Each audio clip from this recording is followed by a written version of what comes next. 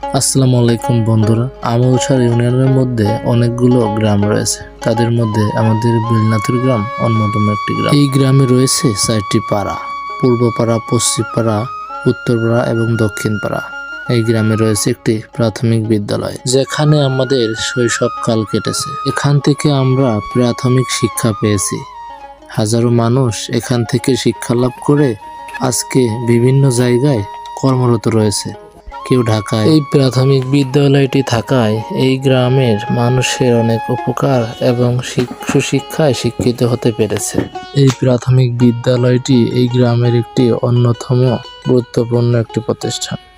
আসেন এবার গ্রামটাকে পাখির চোখে ঘুরে দেখাই। গ্রামের চারিদিকে সবুজ শ্যামল গাছপালা আর মাঠ যেন গ্রামটাকে আরো সুন্দর করে তুলেছে। গ্রামের 4টি পাড়া এবং চারিপাশে 4টি মাঠ রয়েছে, যার কারণে এই গ্রামের সৌন্দর্যটা আরো ভালোভাবে ফুটে উঠেছে।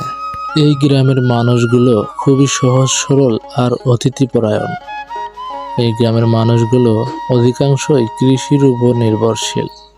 চারিপাশে মাঠ আর বিল থাকায় এখান থেকে মানুষ বছর বছর ফসল উঠিয়ে নিয়ে সংসার চালায়। এই গ্রামের মানুষগুলো যেমন সুন্দর, তাদের ব্যবহারগুলোও অনেক সুন্দর। এই গ্রামের 4টি পাড়া আপনাদেরকে ড্রোনের মাধ্যমে দেখানোর চেষ্টা করব। এই মুহূর্তে যে ফুটেজটা দেখতে পাচ্ছেন, এটা হচ্ছে আমাদের হোসেন মোড়, যেটা আসলে 4টি রাস্তা বিশিষ্ট একটি মোড়। এই মোড়ের নামটি উৎপত্তি হয় হোসেন নামক একজন মানুষের নামের উৎপত্তি থেকে। তিনি ছিলেন অনেক সহজ সরল আর অনেক সুন্দর ব্যবহারের একজন মানুষ। তার থেকেই এই মোড়টার নাম হয় হোসেন মোড়। বিলনাথুরের এইটা হচ্ছে উত্তরপাড়া।